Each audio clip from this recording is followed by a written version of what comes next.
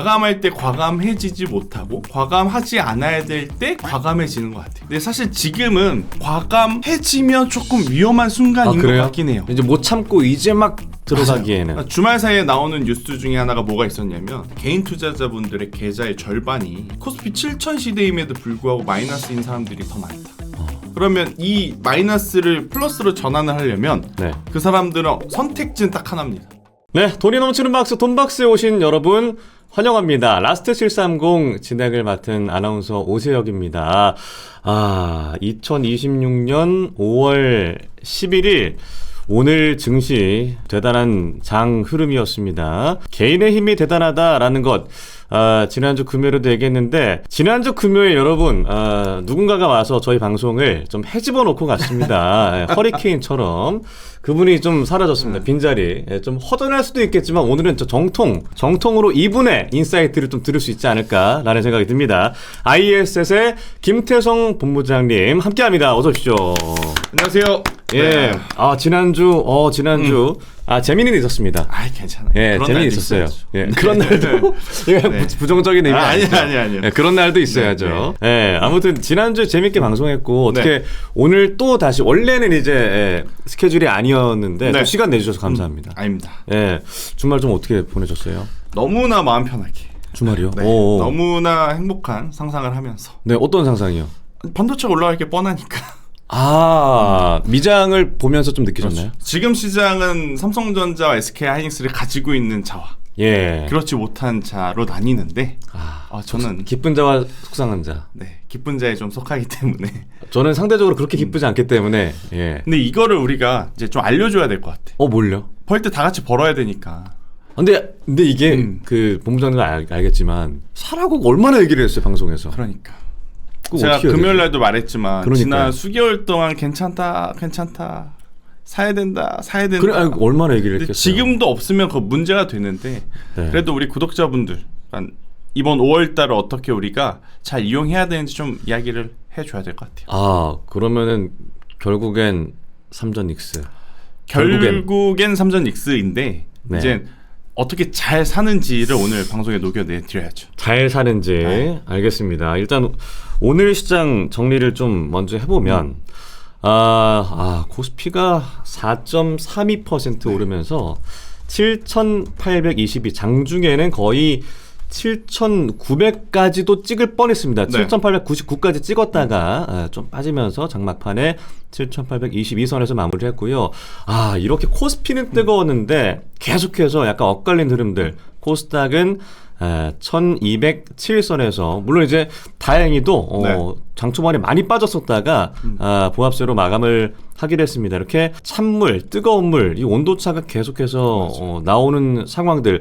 그러니까 저는 이제 제가 느꼈을 때는 이거 내가 뭐 제약바이오주나 뭐 2차전지나 이렇게 갖고 있었는데 코스닥에서 이거 삼전닉스 흐름이 만만치 않은 것 같아. 안 되겠다. 이거 내가 손절이든 익절이든 하고 삼전닉스를 사야겠다. 뭐 이렇게 흐름으로 이해하면 될까요? 어떻게 보세요? 아마 그러신 분들이 있는데도 불구하고 아직도 고민하고 계신 분들이 많은 것 같아요. 사실 근데 코스피 지금 구간에서 삼성전자, SK하이닉스를 만약에 매매를 한다고 쳐요. 그러니까 앵커님도 그렇고 나도 그렇고 없어. 만약에 보유를 하고 있지 않는 상태에서. 아니 있는데 적게 보유하고. 그러면 가장 중요한 포인트는 뭐냐면 지금 사는 건 사는 건데 어떻게 사느냐가 중요하잖아요. 그러면 저는 일단 놓쳤다는 건 인정해야 돼요. 인정. 예를 들어서 우리가 하이닉스를 50만 원 이하부터 100만 원 이하부터 150만 원 이하부터 계속 좋다 했었고 삼성전자도 마찬가지죠. 5만 전자, 6만 전자, 7만 전자 그 치욕스러움을 견뎌서 귀에 딱지가 않도록 들었던 말. 지금 사실 수익 보고 있으신 분들은 그 치욕스러움과 힘듦을 이겨내신 분들이에요. 근데 그런 고통을 이겨내지 않고 내가 지금 이 종목을 사야 되니 내가 사고 싶으니 그리고 살 거니 바로 수익으로 간다? 이런 욕심을 버리셔야 돼. 주식이라고 하는 건 이게 참 공평한 게 먼저 들어가신 분은 인고의 시간이 필요한 거고 높게 들어가신 분은 이 인고의 시간은 겪지 않지만 위에서의 나오는 변동성에 따른 공포심은 견뎌내셔야 되는 거예요. 언제 사든지 고추원 있어요. 근데 나는 우리 개인 투자자분들이 최근에도 그렇지만 본인은 안 다치고 이 험한 주식시장에서 계좌가 플러스가 되기만을 원하니까 예. 이게 과감할 때 과감해지지 못하고 과감하지 않아야 될 때 과감해지는 것 같아요. 근데 사실 지금은 과감해지면 조금 위험한 순간인 것 그래요? 같긴 해요. 이제 못 참고 이제 막 들어가기에는. 맞아요. 주말 사이에 나오는 뉴스 중에 하나가 뭐가 있었냐면 네. 개인 투자자분들의 계좌의 절반이 제가 지난주에도 한번 말씀을 드렸잖아요. 코스피 7천 시대임에도 불구하고 마이너스인 사람들이 더 많다. 그러면 이 마이너스를 플러스로 전환을 하려면 네. 그 사람들은 선택지는 딱 하나입니다. 가자 삼성전자예요. 뒤늦게라도. 지금이라도 가자 하이닉스라고. 그러면 그 자금들이 왔을 때 아마 삼성전자, SK하이닉스는 더 올라갈 수는 있겠지만 네. 지금 삼성전자 포함해서 하이닉스에 대한 단기 과열권은 조금은 우리가 인정은 해야 될 것 같고. 과열은 맞다. 그러면 이제 나눠 사야 되잖아요. 예. 주당 180만 원짜리 SK하이닉스를 어떻게 나눠 사요? 그러니까 너무 비싸졌어요. 그죠? 예. 그래서 저는 가장 합리적으로 투자를 하는 건 그러면 상대적으로 호가가 낮은 삼성전자인데 또 이것도 비효율적이죠. 움직일 때 SK하이닉스가 훨씬 더 탄력성으로 움직이니까. 그러면 그걸 대처할 수 있는 방안은 일단은 코덱스 반도체 ETF가 우선은 유리하다. 네. 왜냐면 가격이 저렴하니까 지금 위치에서 한 주에 160만 원, 180만 원짜리 살 거냐 아니면 20만 원짜리를 사서 여러 번 사서 리스크를 관리할 거냐 생각을 해보면 저는 리스크 관리하는 쪽에 집중을 해서 사는 게 일단은 중요해요. 삼성전자로 사서 삼성전자나 코덱스 반도체 ETF를 사서 예. 그게 나을 것 같아요. 아. 안 사고 지금 사도 돼요? 계속 이렇게 물어보는 건 의미가 없습니다, 여러분. 사서 같이 실행을 해야 돼요. 이렇게 전우회가 생겨서 네. 서로 욕하고 사고 나서 저에게 욕을 하세요, 차라리. 그러니까 이게 아쉬운 게 안 사고 껄껄껄 할 필요가 지금 없는 것 같아요. 그리고 또 이 컨텐츠가 나가면 야, 이제 제가 저렇게 말하는 거 보니까 고점인가 보다 또 이런 댓글이 또 여러 조롱 섞인 다 산다. 이야기들이 이제 나올 것 같긴 한데 삼성전자와 하이닉스는 지금 체력 자체가 다르거든요. 네. 그러니까 전 세계에서 누가 보더라도 가장 싼 주식이 누구냐.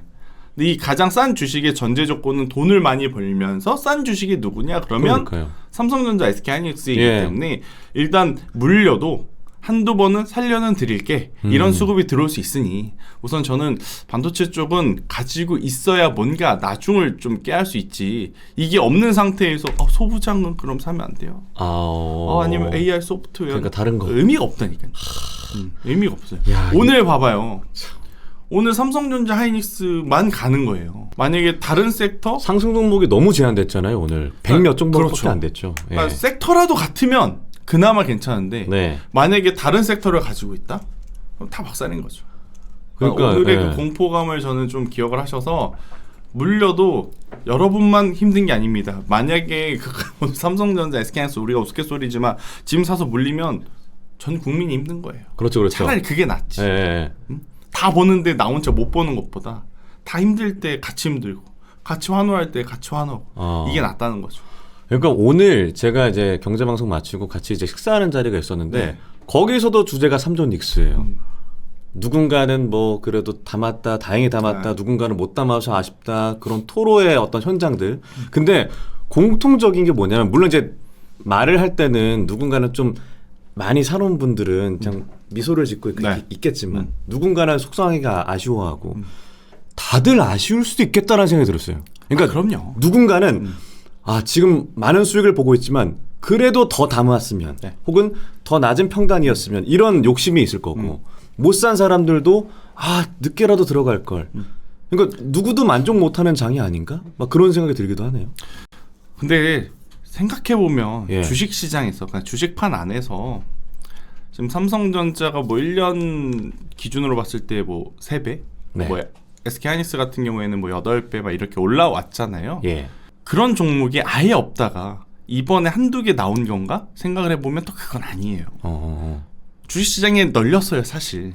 그죠. 근데 왜 우리가 그걸 못 먹냐면 그걸 끝까지 갈고 갈 명분이 정확하지 않으니까. 그런데 이제 그런 종목과 다르게 지금 삼성전자, SK하이닉스는 누가 사더라도 사기만 한다면 갖고 갈 명분과 자신감이 있으니까 더 아쉬운 거예요. 그러니까요. 네, 그런데 그 아쉬움 백날 말하면 뭐예요. 어차피 라이브입니다. 주식시장은. 그러니까 제가 재밌는 기사를 하나 봤는데 신한투자증권에서 분석한 거예요. 네. 그래서 투자 고객의 어떤 투자 성과를 분석을 했는데 많은 수익을 기록한 것이 1등이 삼성전자, 네. 2등이 SK하이닉스, 두에빌, 현대차, 한미반도체. 근데 그럼 손실본 종목이 또 다른 거냐? 그렇지도 않아요. 손실본 종목도 현대차, SK하이닉스, 두에빌, 하나솔루션이. 네. 코스닥도 마찬가지더라고요. 근데 거기서 또 재밌는 게 연령별로 보면 역순으로 70대가 가장 많이 벌었고 그렇죠. 그다음 60대, 맞아요. 50대, 40대, 맞아요. 10대가 제일 못 벌고 그렇죠. 이런 식으로 가더라고요. 코인 때문에 망쳤습니다. 코인 때문에요? 네. 왜요? 그러니까 이게 주식판이 원래 건전해야 되거든요. 예. 투자라는 게 뭐예요? 저 회사와 미래를 다 그렇죠, 같이 그렇죠. 그리면서 상생하며 같이 성장한다. 예. 내가 저 회사에 취업할 수는 없으니까 인류의 미래를 주주로서 위하여 참여한다. 이런 큰 마음이잖아요. 뜻을 갖고. 네. 자, 그런데 맨날 이거는 배신만 때리는 거지. 아. 우리한테 돈 달라고 해서 유상증자하고 뭐 그렇죠. 하고. 예. 아니 지들이 가서 은행 가서 돈 빌려서 사업해야 되는데 자꾸 주주들한테 돈 빌려서 사업을 한다고 하니 그래 한두 번은 봐준다. 돈을 못 번다고 하니 우리들이 그럼 돈을 빌려줘야지. 그래 그런 마음으로 아끼고 관리하고 해요. 근데 지금 최근에 하나솔루션 보세요. 네. 물론 이제 좋게 끝났지만 분위기 안 좋았죠. 돈을 한때. 그렇게 잘 벌었는데 예. 그 상황에 이 타이밍에 이 시기에 참 분위기 좋았는데. 유증을? 그러니까 이러니까 올해 자금이 좀 들어오고 거기에 더 사서 같이 커 나가야 되는데 눈치 보는 거지. 그러니까요. 저 배신 사람이 당한 나를 느낌이잖아요. 먼저 털 거냐 아니면 네. 내가 얘네를 먼저 털고 나올 거냐 이러다 보니까 이제 첫 번째 생기는 문제. 근데 이제 그 사이에 코인판이 한번 크게 휩쓸었잖아요. 그러니까 이 변동성이 길들여진 거예요. 젊은 친구들이. 이제 제 지인분들도 코인을 한번 하고 나니까 이 주식시장의 변동성에는 성을 못 차더라고. 그리고 저는 지금도 이 시장 자체에 한 가지에 좀 걱정이 있다면 네. 잘 보세요. 요새 삼성전자, SK하이닉스 1, 2% 올라가도 사람들이 그렇게 막 좋아하진 않아요. 예전에는 장난 아니었죠. 예전이라고도 아니고 작년 이맘때 네. 2% 상승이면 코스피 급등이에요. 예. 다음날 혹은 그날 장 마감 방송에서 오늘은 코스피가 2%대로 급등하는 모습을 2%만 예. 급등. 이런 표현을 썼단 말이에요. 예. 근데 지금은 0에서 2%까지가 일단 기본 상수. 예. 기본 단위야. 손절 느낌이야. 손절. 0에서 2%에 이거밖에 안 올라? 뭐야 네. 왜? 내 거 왜 이래? 오. 요 정도의 수준이고 2에서 한 5% 정도 되면 이젠 좀 좋아, 올라가나? 반응 오는구나. 5에서 10% 가면 괜찮아. 가자. 괜찮아. 이게 이제 10% 넘어가면 그래 이거지. 내가 눈높이가 이거란 말이에요. 예. 근데 이게 백날 천날 이럴 거냐는 고민을 해봐야죠. 지금 2%대 조정이 나오면 마치 뭐 세상이 무너진 것처럼 맞아요.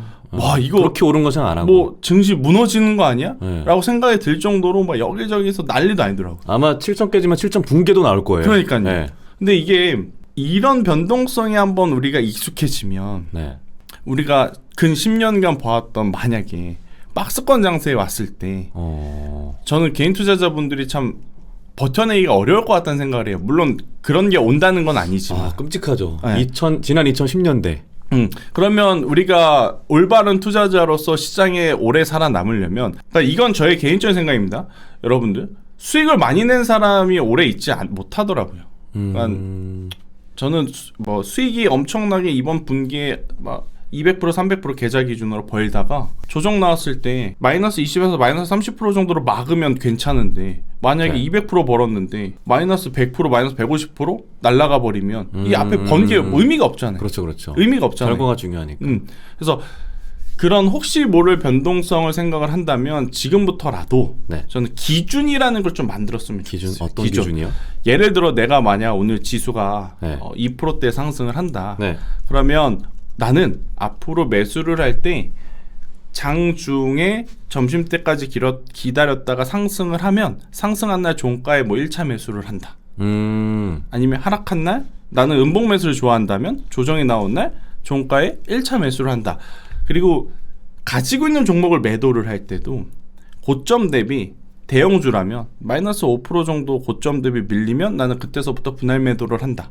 뭐 이런 기준을 정해놓고 그 프로세서를 지켜야지 이게 나중에 박스피가 오던 네. 아니면 조정이 오던 그게 대응이 가능하거든요. 난 모르겠어. 일단 가. 일단 빚내서 그냥 다 사. 어. 나중에 나도 대응하면 되지. 주식은 대응의 영역이라면서. 근데 계좌에 50% 60% 수익 봤던 게 다음날 40% 찍혀 있잖아요. 이것도 수익인데 손실 난 느낌이 난다니까. 그렇죠, 그렇죠. 그래서 절대 대응 못 해요. 어. 그러니까 적어도 적게 먹어도 괜찮아요. 어차피 다음이 있잖아요. 와, 그 마음이 어려워요. 그 아, 마음 근데 갖는 이게 게 진짜 어렵죠. 어려워요. 제일 어려워요. 예. 나도 잘 못하는데. 이건 저 스스로에게도 하는 이야기입니다. 아, 예, 알겠습니다. 근데 물론 이제 모두에게, 저도 납포한 모두에게. 예전에 10번 중에 한두 번 지켰다면 이제는 이제 7번, 8번 지킬 수 있으니까 이렇게 말씀을 드리는 건데 네. 이게 참 그 과정이 되게 고통스러워. 음. 꼭 희한하게 팔면 오르고 그러니까요. 사면 내려. 네. 그죠? 그래서 과거의 기억을 가지고 이번에는 반대로 해보면 또 어김없이 또 또, 손실이야. 예. 물리더라.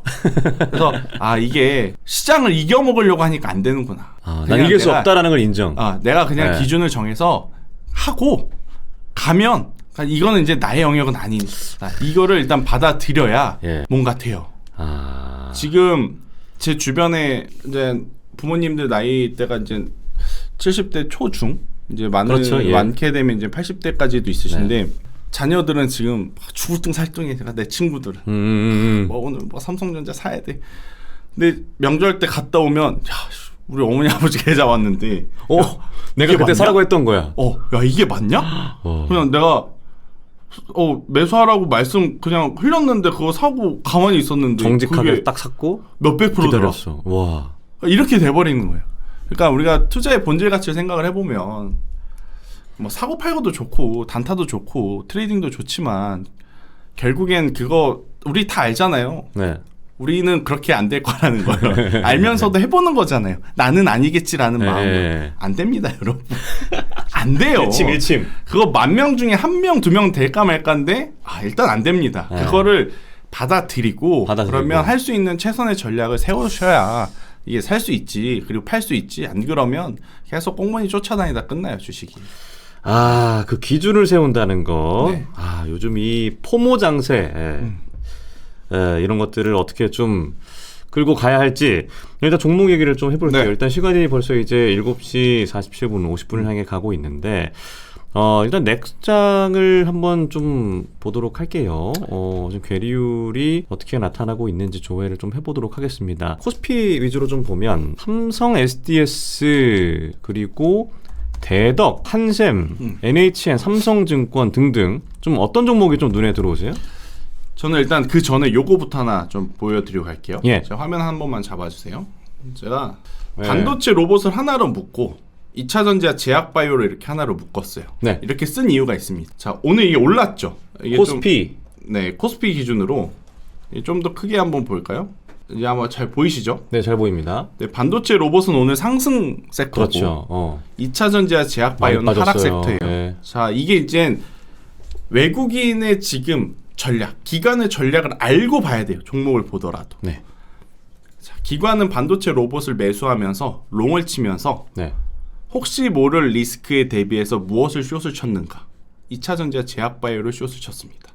그래서 반도체와 로봇이 강해지면 강해질수록 2차전지와 제약바이오가 빠지는 거예요. 네. 이걸 생각하지 않고 단순히 반도체가 가니까 2차전지와 제약바이오에서 수급이 빠져나가는구나 이렇게 생각하면 안 되고 제가 아까 질문 드렸던 그거네요. 그렇죠. 예. 기관이 반도체와 로봇의 롱 포지션을 매수함과 동시에 네. 2차전지와 제약바이오의 숏 포지션을 채운 거예요.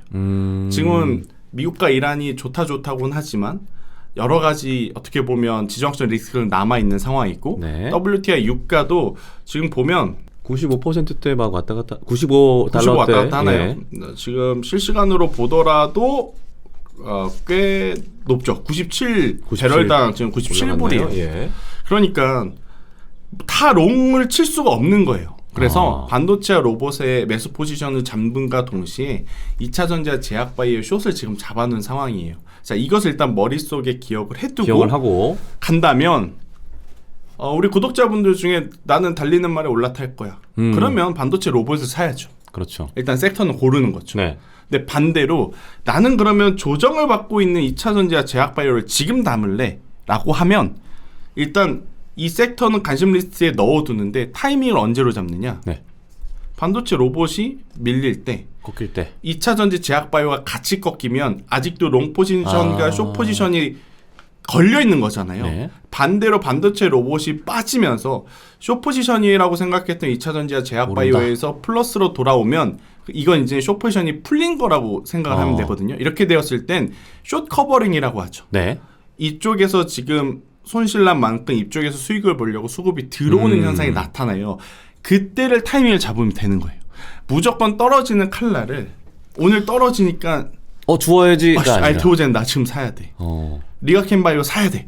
이게 아니라 그래? 오늘 보니까 반도체와 로봇은 저거 봐라. 롱 포지션 잡고 2차 전지와 제약바이오는 숏 포지션을 잡았네. 네. 자, 여기까지 오늘 체크의 끝. 여기서 뭔가 더 시나리오를 쓸 필요도 없어요. 그러면 이제 투자자분으로 정하는 거죠. 그래, 나는 달리는 말. 나는 화끈한 투자자야. 화끈하게 물릴 때 물리더라도 삼성전자로 간다. 그러면 반도체 로봇으로 가는 거. 예. 근데 만약에 나는 소심해. 애견남이야. 내가 사면 막 꺾일 것 같아. 지금까지 쫓아서 샀을 때마다 결과가 안 좋았어. 그러면 이제 조정을 기다리는데 그 조정 매수도 계속 힘들었던 게 뭐냐면 이런 기본적인 개념 없이 그냥 빠지니까 의미 없이 샀기 때문에 그래요. 맞아요. 현금을 맞아요. 들고 있는 상태에서 맥점이라고 하잖아요. 네. 중요한 어떤 시장에서 주는 시그널을 보고 사야 되는데 자, 빠지니까 오늘부터 천천히 모아 담는 분할 매수의 전략으로 난 간다. 분할할 거야. 이게 사실 의미 있는 매매 전략은 아니거든요. 그냥 오늘 빠지니까 그럼 지금부터 사야지. 이런 매수는 전략이 아니에요. 빠졌는데 왜 빠졌느냐. 그러면 이게 올라올 때 어떤 전제 조건이 깔려야 되느냐. 지금 이제 우리는 공식에 섰잖아요. 네. 그럼 기다린다. 난 조정 매수니까. 반도체 로봇 보면 항상 미칠 것 같아도 기다린다. 기다린다. 그러다가 반도체 로봇이 딱 내려가면 아이고 꽃이다. 그래 다 같이 그럼 돈 못 벌어보자 하면서 내가 조정 매수를 기다렸었던 섹터가 숏 커버링에 들어오면 그때 따라 사야 적어도 5에서 10% 정도의 반등을 먹을 수 있는 거예요. 그리고 거기서 이제 수급의 연속성이 붙으면 반등력이 더 세지는 거고 그렇지 않으면 이제 또 한번 박스권이라든지 기간 조정이 나오는 거겠죠. 근데 내려간다는 거의 기준을 어떻게 삼으면 좋아요? 내려간다는 기준은 오늘 그냥 2차 전지 제약바이오 보면 그냥 하락하고 있잖아요. 그죠. 파란색이죠. 네. 그러니까 이런 종목을 굳이 오늘 같은 날 오늘 종가에 살 수 있는 명분이 없잖아요. 그러니까요. 못 사요. 이런 오늘 못 사는 분은 많을 거예요. 오늘 지금 2차 전지 제약바이오의 매수 버튼을 누르신 분들에게 저는 되려 묻고 싶습니다. 왜 사셨어요? 그걸 왜 샀어요? 내일 오를 것 같아서. 근데 내일 만약에 안 오르면요? 그러니까요. 그럼 나 모르죠. 이렇게 되는 거잖아요. 그게 아니라 차라리 이렇게 명분 없을 때는 그냥 관심 리스트에만 넣어두고 다음날 간밤에 미장에서 반도체가 좀 내리면서 수급이 좀 꺾일 것 같아. 그러면 다음날 기다려보는 거죠. 정말로 우리나라 반도체 로봇이 밀릴 때 숏 포지션이 풀리는지 안 풀리는지를. 풀리면 이제 그때 따라가도 되는 거예요.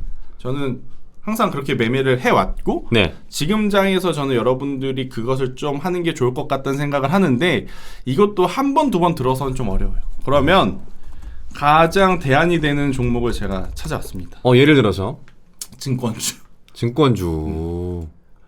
돈을 벌 수밖에 없는. 그죠? 저리 가도 일단 증권사들이 올해는 놓았잖아요. 이벤트 좀 많이 해주시죠. HTS, MTS. 그러니까요. 이벤트가 너무 적어요. 그렇게 돈을 많이 벌어가놓고 왜 해줄 법도 한데 말이야. 그러니까요. 돈도 많이 벌면서 뭐 랜덤으로 한 주씩 준다는데 키움증권도 한 투두 화이팅입니다. 키움, 삼성증권, 미래에셋. 근데 뭐 오늘은 뭐 그렇게 뜨거운 느낌은 아니네요. 그래도 만약에 코스닥까지 여기서 올라온다.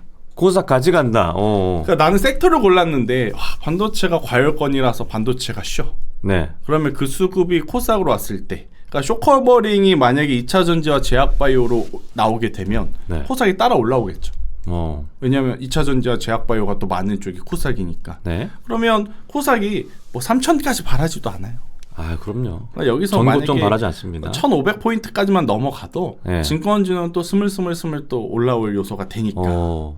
그래서 저는 증권주도 또 하나의 대안은 좀 될 수 있지 않을까? 이렇게 증권주가. 증권주가 대안이 될 수 있다. 그러니까 말씀하신 대로 이 반도체 로봇주의 방향을 좀 확인해 보고 네. 좀 꺾인다 빠진다라는 순간에 2차 전지 제약 바이오 쪽으로 눈을 돌린다. 그죠. 그러면 2차 전지 제약 바이오 저희가 지난 시간에도 얘기했지만 그러면은 뭐 코스닥 쪽에서 보면 좋아요? 아니면 코스피에 있는 2차 전지를 봐도 좋아요? 아 근데 이게 체력 차이가 너무 나서 네. 제가 코스닥 편은 못 드리겠어요, 사실은. 솔직하게는. 네. 그런데 탄력성을 감안을 해보면 에코프로비엠 봐야 될 것 같아요. 오늘 많이 빠졌습니다.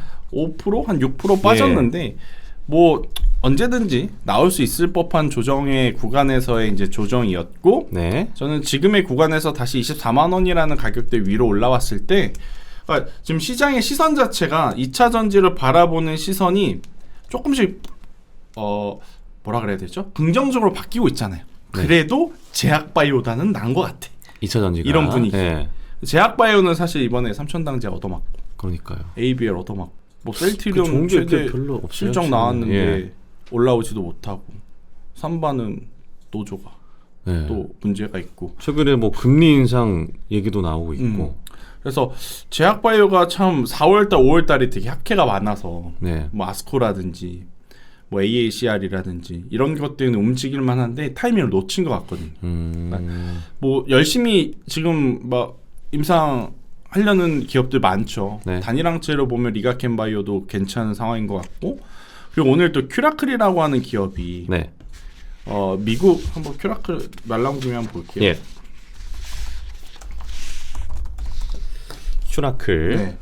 이게 미국 기업이랑 합작해가지고 망막질환 치료제 기술 이전 성공했어요. 네. 마일스톤이랑 계약금 다 합해가지고 1.5조 정도 규모이고 이번에 선급금을 어떻게 나눴냐? 미국 기업이랑 합작을 같이 공동 연구했다 그랬잖아요. 네. 5대5로 나눴다. 그러면 그 1.5조가 만약에 다 받게 되면 네. 반등해가지고 7,500억씩 7,500억씩 받게 되어 있잖아요. 그런데 큐라클이 지금 시가총액이 4천억이 채 안 돼요. 그러면 3,300. 오늘 만약에 제약바이오와 2차 전지를 의도적으로 누르려는 수급이 없다면 사실 이런 종목이 가야 되는 거거든요.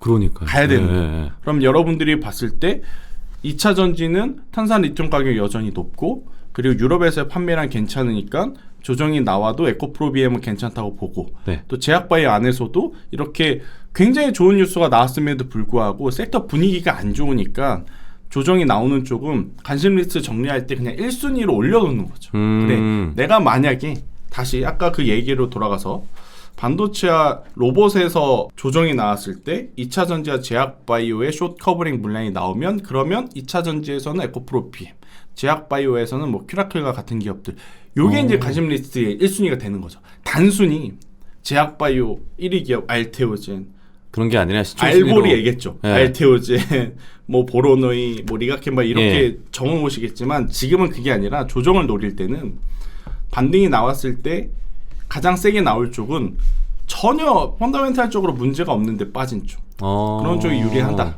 이렇게 정리를 해놓는 게 저는 개인 투자자들에게는 필요할 것 같아요. 그러면 오늘 말씀하신 이 큐라클, 그러니까 오늘 모멘텀은 뭐 이어지는데 어떤 그 장세 흐름 때문에 못 간 것들. 맞아요. 그러니까 근데 그 방송 보시는 분 입장에서는 큐라클 좋았어. 내일 가자가 아니라 내일 가자가 아니라 반도체 로봇이 쉴 때 제약바이오 2차 전지에 그 외국인 메이저 주체들의 수급이 들어오면 네. 아마 2% 3% 정도 움직일 거란 말이에요. 네. 그날 종가에 보면 판별이 납니다. 장중에는 들어왔다 나갔다 들어왔다 나갔다 할 수 있으니까 우리가 그걸 예측할 수는 없어요. 근데 반도체 쉬는 날 만약에 2차 전지 제약바이오가 반등을 장 막판까지 하면 우리가 막판에 뭐 봐요? 수급 현황 보잖아요. 네. 그럼 여기서 외국인이 들어왔든 기관이 들어왔든 그걸 우리가 보고 여러분들 입맛에 맞게 나는 기다렸던 외국인이 들어왔다. 그러면 따라가는 거고. 내가 기다렸던 것은 기관의 연기금 물량인데 금투야? 아씨 그러면 난 별론데? 그러면 살 때 사더라도 반만 사던지 네. 아니면 다음날 장중에 나오는 뭐 2, 3% 조정에 따라가든지 이렇게 이제 찾아가야지. 보고 산다라는 게 그런 거거든요. 이거를 방송에서 이야기를 드리면 이 표현을 잘 오해하시는 분들이 있는데 네. 아니, 너희들이 말하는 그 결과를 기다리고 산다는 건 이미 주가가 더 반영이 돼서 우리가 늦게 따라가는 거 아니야 라고 하실 수는 있는데 지금처럼 미리 준비를 해놓고 관심 리스트를 뽑아놓고 종목을 결정을 하고 타이밍만 재는 거잖아요. 네. 그러면 그 타이밍 재는 거에 대해서 그 외국인 기관보다 3% 5% 높게 사도 저는 괜찮다고 봐요. 그러니까 너무 조급하게 떨어질 때 막 이것도 사고 저것도 사고 막 이렇게 할 필요는 없다.